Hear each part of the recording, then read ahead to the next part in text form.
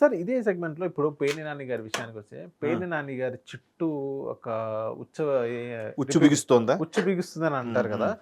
So, ఏదైతే పేర్ని నాని గారు గతంలో ఏదైతే ఆ రైస్ సంబంధించింది 3708 టన్స్ అని గతంలో అన్నారు.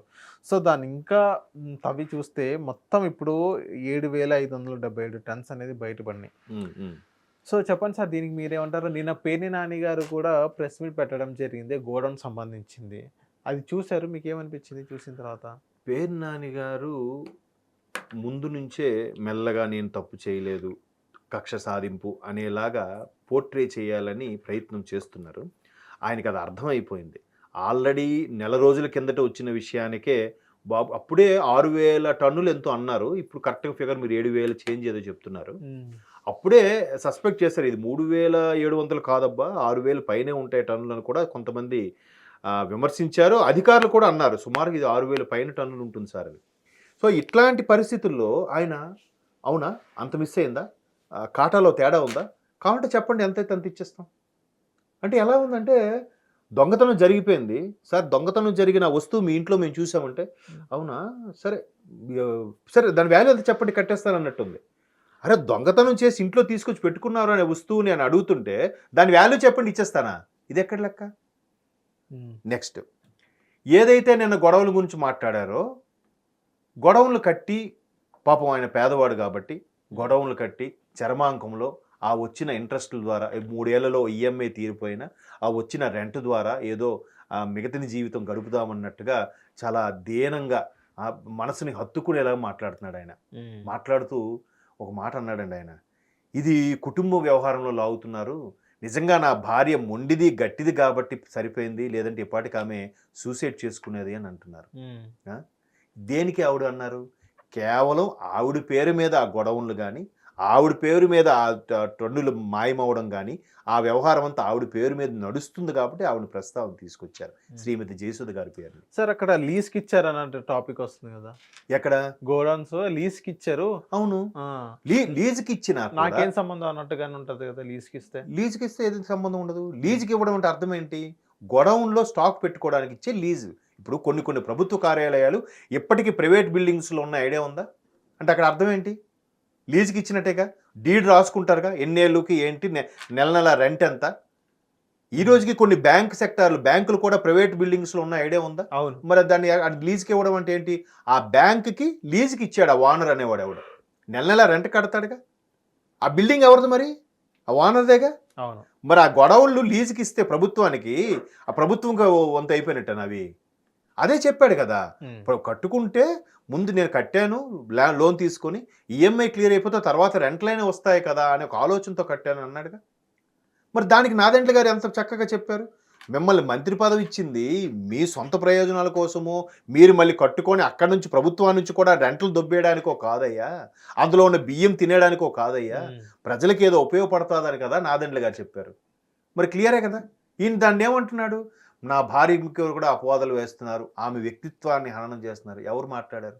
హ్మ్. ఆవిడ తప్పు ఆవిడ గురించి తప్పుగా ఎవరైనా మాట్లాడారా? అంటే వ్యక్తిగతంగా ఏం మాట్లాడలా. ఎవరు మాట్లాడలే. గోడౌన్స్ గురించి గాని. గోడౌన్స్ గురించి లేదా వ్యాపారంలో ఆవిడ పేరు మీద ఉంది కాబట్టి దాని గురించి మాట్లాడారు తప్ప, హ్మ్. దానికే వ్యక్తిత్వ హననం అయిపోతే హ్మ్. గత అసెంబ్లీ సాక్షిగా లోకేష్ గారి తల్లిని, పవన్ కళ్యాణ్ గారి భార్యలని, గత ఎక్స్ వైఫ్‌లను కూడా విమర్శించారే! హ్మ్. మరప్పుడు ఏమైంది వ్యక్తిత్వ హననం అనే పదం వాడడానికి? ఓకే. అంటే ఇప్పుడు దొరికిపోయేసరికి సానుభూతి కావాలనమాట. ఈళ్ళందరికి ఏంటంటే వాళ్ళ అధినేతలాగా సానుభూతి కావాలండి. ప్రజల్లోకెళ్ళడం, నేను తండ్రి లేనివాడిని, నాకు అనాథని, నాకు ఓటేసి గెలిపించరనే కదా చెప్పారు 2019 ముందు కూడా. హ్మ్. తండ్రి లేకపోతే? తండ్రి చనిపోయాడు దురదృష్టవశాత్తు ఒక మహానాయకుడు హ్మ్. కోల్పోయింది ఆంధ్రప్రదేశ్ నిజమే. అంత మాత్రాన మీరేం అనాథలేం కాదు కదా! కాదు. ఆ సానుభూతి కావాలి ఈళ్ళకి దొరికిపోయేసరికి. ఇది కూడా ఎక్కడ ఈడీ కేసులు, సీబీఐ కేసులు ఏవైతే జగన్మోహన్ రెడ్డి గారి మీద అన్నీ వచ్చాయో, ఒక్కసారిగా నేను తండ్రి లేని వాడిని నాకు ఒక్కసారి అవకాశం ఇచ్చి చూడండనే ప్రాధేయపడ్డాడా? అవునా కాదా? ఇచ్చారు. ఇచ్చారు. ఇచ్చిన తర్వాత ఏమైంది? అసలు ప్రజల దగ్గరికి వెళ్ళలేదు. ఎంతసేపు తాడేపల్లి క్యాంపస్, ఆ లోపలే ఉండాడు. అక్కడి నుంచి అన్ని ప్రెస్ మీట్లు, అక్కడి నుంచి అధికార సమావేశాలు, అక్కడి నుంచే మంత్రివర్గ నిర్ణయాలు అన్నీ అదే గదిలో నుంచే. సో, ఇప్పుడు ఈయన కూడా దొరికిపోయాడు కదా! దొరికిపోయేసరికి నా భార్య ఆత్మహత్య చేసుకోవాలనుకుంది నిజంగా గట్టిదే కాబట్టి ఉంది. నా భార్యకి వ్యక్తిత్వ హననం చేస్తున్నారు. ఎన్ని మాటలు చెప్పి నాకు కక్ష సాధింపు. కక్ష సాధింపేంటి? క్లియర్గా దొరికిపోయావు స్వామి అని నీ మీద కేసు పెడతామంటుంటే కావాలంటే ఎంతో చెప్పండి కట్టేస్తామంటున్నాడు. ఇట్లా చూడండి, అసలు ఇప్పుడు బంగారం షాప్లో ఉన్నారు, పనిచేస్తున్నాడు కుర్రోడు, మెల్లగా ఒక హారం తీసి పాకెట్లో వేసాడు. వానర్ వచ్చి ఇంటికి, రే నువ్వు హారం తీసుకెళ్ళిపోయావు కదా, నీ ఇంట్లో నేను చూశానంటే దాన్ని ఎంతో చెప్పండి సార్ కట్టేస్తానంటే వానర్ ఊరుకుంటాడా? లేదు. అలాగుంది ఇప్పుడు ఏంది, ఈ సైలెంట్కి నొక్కేశారు. ఎంతో చెప్పండి ప్రభుత్వానికి చెల్లిస్తాం, ఆల్రెడీ మేము చెల్లించడానికి సిద్ధంగా ఉన్నాం. క్లియర్గా ఒప్పుకుంటున్నట్టే, సగం ప్రూఫ్ అయిపోయినట్టే అక్కడ. సార్ ఇక్కడ పేర్ని నాని గారుకి ఏదైతే ఈ రైస్ సంబంధించిన 7,577 టన్స్ గురించి ఏదైతే వచ్చిందో, సో దానికి ఈ రోజు జేసీ ప్రభాకర్ గారు ప్రెస్ మీట్ పెట్టడం జరిగింది. జేసీ ప్రభాకర్ ప్రెస్ మీట్ పెట్టారు. అది కూడా వెనక పేర్ని నాని గారి ఫోటో, ఆయన గోడౌన్ సంబంధించింది మొత్తం డీటెయిల్స్గా చెప్పడం జరిగింది. సో జేసీ ప్రభాకర్ గారు కూడా దురుసుగా మాట్లాడారు కూడా. అది మీరు చూశారు. సో ఓకే, మాట్లాడారు. ఇంకోటి ఏంటంటే పేర్ని నాని గారిని క్వశ్చన్ చేయడం జరిగింది. ఈ గోడౌన్స్ నాది, ఇక్కడ ఉన్న నాది, నువ్వు ఎందుకు ధైర్యంగా చెప్పలేకపోతున్నావు? మీ భార్య పేరు తీసుకొచ్చినప్పుడు నువ్వు ఏం చేసావు? ఇప్పుడు మాకు లేరా భార్యలు, మాకు లేరా పిల్లలు? నీకు వచ్చినప్పుడే భార్యలు, మాకు వచ్చినప్పుడు భార్యలు లేరు అన్నట్టుగానే జేసీ ప్రభాకర్ గారు క్వశ్చన్ చేయడం జరిగింది. ఇంకోటి ఏంటంటే మొత్తం ప్రూఫ్స్, ఈ గోడౌన్స్ అనేది ఇంత చేశారు అని మొత్తం జేసీ ప్రభాకర్ గారు చెప్పడం జరిగింది. మీరేమంటారు సార్? ఇది ప్రతి ఒక్కరికి ఎలా అయిపోయిందంటే అండి, యాక్చువల్గా ఇన్సూరెన్స్ సెక్టార్ కూడా ఒక టాపిక్ ఉంది, మ్యారీడ్ ఉమెన్ యాక్ట్ అని ఒకటి ఉంది. సో దాని ప్రకారము వీళ్ళకి వచ్చిన ఆస్తులు, వీళ్ళు దొబ్బేసిన డబ్బులన్నీ కూడా వాళ్ళ పేరు మీద పెట్టేస్తే రేపొద్దున ఎవరు జప్తు చేసినా, రేపొద్దున ఏం కేసు వేసినా భార్య పేరు మీద ఉన్న దాన్ని తీసుకోవడానికి రైట్స్ లేవు అనమాట. ఓకే. సో అందుకు so called marriage women act అని ఒకటి ఉంది, మీరు కావాలంటే ఒకసారి సెర్చ్ చేసి చూడండి. సో గతంలో సత్యం రామలింగరాజు గారు కూడా ఇలాంటి యాక్ట్ ద్వారానే ఆయన ఎంత స్కాములు ఇన్ని జరిగినా కూడా సర్వైవ్ అయిపోయారు అన్నట్టుగా నేను ఉదర ఆర్టికల్ చదివాను. సో ఇక్కడ కూడా భార్యల పేర్ల మీద పెట్టేసి, భార్యలను ఇందులోకి ఇన్వాల్వ్ చేసేసి, మాకేం సంబంధం లేదు, వాళ్ళని ఎందుకు అంటున్నారు, వాళ్ళ పేరు మీద ఉంది కదా. ఇప్పుడు మీ భార్యదంటే మీది కాదా అండి? ఊరికే పెడతారా? ఇప్పుడు జగన్మోహన్ రెడ్డి గారి విషయం, భారతి మేడం విషయం కూడా అందరూ అలాగే మాట్లాడదు, భారతీయ సిమెంట్స్ ఇవన్నీ వేలువే అంటున్నారు, అవన్నీ జగన్మోహన్ రెడ్డి గారు కాదా? భార్య వంటి ఈయనకి చందవా? మరి ఇంకేంటి, ఆవిడ పేరు మీద ఎందుకు పెట్టారు? మీ పేరు మీద పెట్టుకోండి. సరే, ఆవిడ పేరు మీద పెట్టారు, మీరు రాజకీయాల్లోనో లేదా మినిస్టర్గా ఉన్నారు కాబట్టి అప్పుడు బిజీగా కాబట్టి అన్నీ చూసుకోలేక ఆవిడ పేరు మీద పెట్టారు అనుకుందాం. అవి నావే అని ధైర్యంగా చెప్పొచ్చు కదా. ఇప్పుడు ఆయన అన్నట్టు జేసీ గారు కొంచెం దురుసుగాను, కొంచెం వ్యంగ్యంగా, వెటకారంగా పరుష పదజాలం వాడుతారు, ఒప్పుకుంటాను. కానీ మరి ఆయన అన్ని దాంట్లో వ్యాలిడ్ పాయింట్ ఏంటంటే, అరే మాదే ఒప్పుకోండి అయ్యా, మరి మీరు ఇది కాకపోతే మీరు ఎందుకు కట్టేస్తామంటే ముందుకు వస్తున్నారు? ఆయన ఏమంటున్నాడు, ఎంతో చెప్పండి మేము చెల్లించేస్తాం అంటున్నాడు కదా. అంటే ఇండైరెక్ట్గా వాళ్ళని ఒప్పుకున్నట్టేగా. మరి ఆయన దానికి అదే మాట్లాడుతున్నాడు.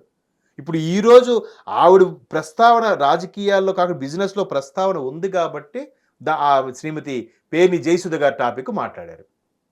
తప్పేముంది? అక్కడ ఆవిడ వ్యక్తిత్వ హననం ఏం చేయలే, ఆవిడ పర్సనల్ గురించి మాట్లాడలే, ఆవిడ శీలం గురించి ఎవరు ప్రశ్నించలే. బట్ లోకేష్ గారు తల్లిని అవమానించారు, చంద్రబాబు నాయుడు గారు భార్యని అవమానించారు, పవన్ కళ్యాణ్ గారు భార్యని ఎక్స్ వైఫ్ను కూడా అవమానించారు, ఇందులోకి లాగారు. మరి అప్పుడు ఏం గుర్తు రాలేదా? పోనీ మీరు మాట్లాడలేదు, మీ తోటి మాజీ మంత్రి ఎక్కడున్న మహానుభావుడు కొడాల నాని లాంటి వ్యక్తులు చాలా రకాలుగా మాట్లాడారు కదా. మరి అప్పుడు ఎప్పుడైనా మీరు ఖండించారా? లేదే. ఇదే పేర్ని నాని గారు ఒక యూట్యూబ్ ఛానల్కి ఇచ్చిన ఇంటర్వ్యూలో, సార్ మీరేంటి 2 చూపులు చూపించారేంటి అని అంటే, అవును పవన్ కళ్యాణ్ అనే ఒక డాష్, అంటే అప్పుడు ఎంత చులకనో పవన్ కళ్యాణ్ అంటే, పవన్ కళ్యాణ్ అనే ఒక డాష్, ఆడు ఒక చెప్పు చూపించాడు కాబట్టి మేము 2 చెప్పులు చూపించామన్నారు. ఆయన ఒక చెప్పుని ఎందుకు చూపించాడు? ఆయన పర్సనల్ లైఫ్లో ఆయన తల్లిని, భార్యని, పిల్లల్ని మీరు వ్యక్తిత్వ హననం చేశారు కాబట్టే చెప్పు చూపించాడు ఆయన. ముందైతే చూపించలేదుగా. అది ఎందుకు చెప్పరు? ఈరోజు మీ భార్య విషయాలకు వచ్చేసరికి మీకు ఎక్కడ లేని ఆత్మాభిమానము, ఫీలింగ్స్, వ్యక్తిత్వ హననం. ఇంకోటి ఏంటంటే ఆవిడ ధైర్యవంతురాలు కాబట్టి ఆత్మహత్య చేసుకోకుండా ఉందని. మరి ఈ మిగతా ఆడవాళ్ళు ధైర్యవంతులే, నిజంగా ధైర్యవంతులే. మీరు అంతకన్నా నీచంగా మాట్లాడారు, కానీ వాళ్ళు అలాగే ఉన్నారు. అరే ఎవడు పాప నాడు పోతాడరా అన్నట్టుగానే ఉన్నారు. నిజంగా పాపం పండింది, కూటమి ప్రభుత్వం వచ్చింది. మరి ఇవన్నీ నిజాలు కావా? కాకపోతే జేసీ గారు కొంచెం రాయలసీమ యాక్సెంట్లో కొంచెం పరుష పదజాలమే వాడారు, కరెక్ట్ కాదు. ఇంకోటి కూడా అన్నారు ఆయన, అయ్యా చంద్రబాబు గారు మీరు కాసేపు విదేశాలకు ఎక్కడికో టూర్ వెళ్ళిపోండి, మాకు కార్యకర్తల మీద వదిలేయండి, మేము చూస్తాం. ఎందుకన్నారు అది కూడా నేను చెప్తా. మొన్న రోజా గారు ఒక మాట అన్నారు చూసారా, జగనన్న మౌనంగా ఉన్నాడు కాబట్టి టీడీపీ ఇలా ఉందంట. జగనన్న ఒక్కసారి అంటే వైసీపీ కార్యకర్తలు టీడీపీని మట్టు పెట్టేస్తారంట. ఒక్కసారి అంటే చాలంట. సో మరి ఇక్కడ కూడా జేసీ గారు అదే అన్నారుగా. ఒక మహిళ అంత పరుష పదజాలాలు వాడితే ఇక్కడ ఈయన ఎంతో అనుభవం ఉన్న వ్యక్తి, వయసులో పెద్ద ఆయన అలా మాట్లాడిన తప్పేముంది? అవును. ఆయన కూడా అదే అంటున్నాడు కదా, మీరు ఒక్కసారి సైడ్ అయిపోండి, మా కార్యకర్తలు మేమే చూసుకుంటాం. మీ మంచితనం వల్ల వీళ్ళు ఇలా ఉన్నారండి. నిజంగా కక్ష సాధింపు అయితే వీళ్ళకి బయటకు వచ్చి ర్యాలీలు ధర్నాలు చెయ్యరు, వీళ్ళకి బయటకు వచ్చి నోటుకు వచ్చినట్టు మాట్లాడరు. ఓకే. కక్ష సాధింపు అయితే లోపల ఉండేవారు కదా వీళ్ళందరూ. అవును. హిట్ టీవీ యాప్ ని డౌన్లోడ్ చేసుకోండి. ఇందులో short news, live news, entertainment movies అన్ని అవైలబుల్ గా ఉన్నాయి. Please download Hit TV app. Hit TV app. Hit TV యాప్ని ఫ్రీగా డౌన్లోడ్ చేసుకోండి.